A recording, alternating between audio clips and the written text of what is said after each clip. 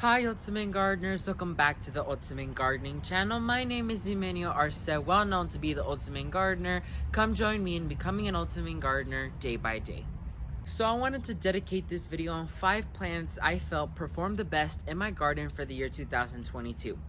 As you guys know, my garden has been evolving throughout the entire year of the year 2022, and that means a whole bunch of plants were being tested in my garden as well.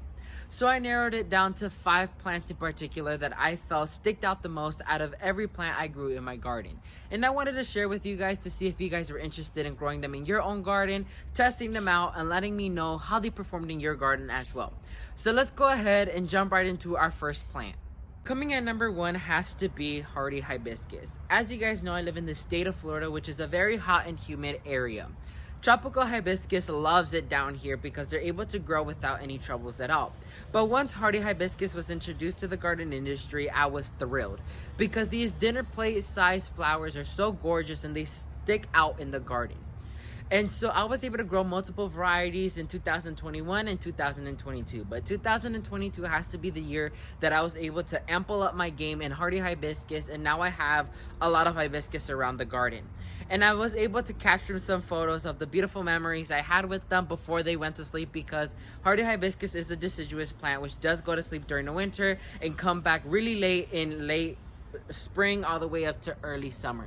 So I was able to enjoy that period of time of flowers, and I can't wait to enjoy it this year as well. So number 1, Hearty Hibiscus.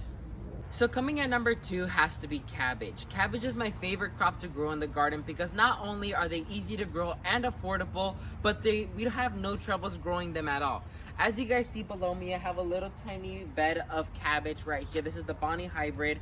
Bonnie Hybrid is my favorite cabbage to grow out of everything in the world because I am so fascinated to see how a small plant develops to this beautiful head of cabbage in no time. Especially down here in South Florida, we don't have a lot of pests that come after our brassicas. That's why it's so easy to grow down here. But it's totally up to the gardener how they treat and grow their cabbages. But me personally, I love growing cabbage, and it's one of the easiest crops to grow in my opinion. So number 2 has to be cabbage. So coming at number 3 has to be blue butterfly pea.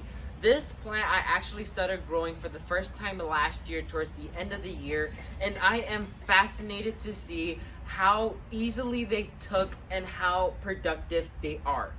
Blue butterfly pea is not only a flower and it has very pretty looks, but also it's edible and very, very medicinal.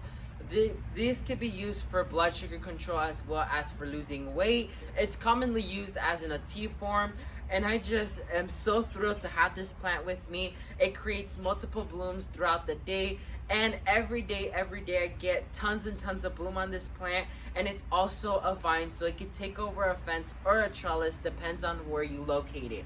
So this right here is only 3 plants, and it's still developing out throughout this fence. But I really wanted to showcase this because it took my breath away when I grew it, how easy it's starting from seed, how easy you're able to store the seeds, and how productive they are. I absolutely love this plant. Coming at number 4 is bush beans, or well known in the kitchen as green beans. Bush beans are the easiest crop to grow from seed, very affordable, and beginner gardeners love growing them because you never fail when it comes to growing bush beans. These are pinto beans right here, but you're able to eat them at a very young stage. And the thing I love about bush beans is that they come in different shapes, sizes, and colors, so you could enjoy. Here, I actually grew this not too long ago, and they're actually starting to develop some beautiful bean pods right here. Look at this. You can see I'm gonna be harvesting because pretty sure we have a whole bunch here. But growing green beans is the best thing you could grow, especially during the cold period of times as well as during the hottest periods of the time, because they love the heat and they can handle a very, very slight frost. So I recommend growing bush beans for beginner gardeners, for professional gardeners, anything in your area. Bush beans has to be the crop to grow. Coming to our 5th and final plant has to be roses.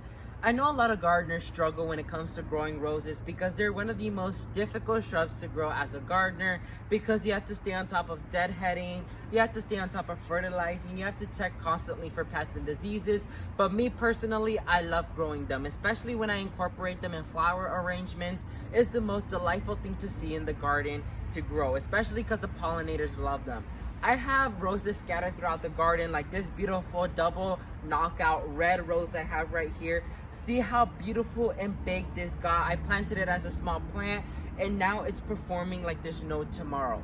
And as you can see, I haven't even deadheaded yet and it's still producing new growth and producing blooms at the same time. I also have a Frida rose, the yellow rose. I have a double knockout rose. I have a duet rose. I love roses in general because they bring some type of elegant element to the garden. I absolutely love roses. I don't know if because I have a florist background, but I love them in general. So that's gonna be it for this exciting sprouting video. If you learned something new, please leave a like down below, and while you're down there, please consider subscribing to the Ultimate Gardening channel. We hit 3,000 subscribers and I am so ever so grateful for hitting this milestone, and a huge shout out to David the Good for helping me out a lot throughout this gardening journey, because he is the whole reason why we hit this milestone as well. So I'll be hosting a huge giveaway for you guys soon, so please stick around with us because I really want you guys to participate in this beautiful giveaway that I'm gathering together. So thank you all so much for watching this video. May God bless you and your entire family, and never forget to grow big, Ultimate Gardeners. Bye guys.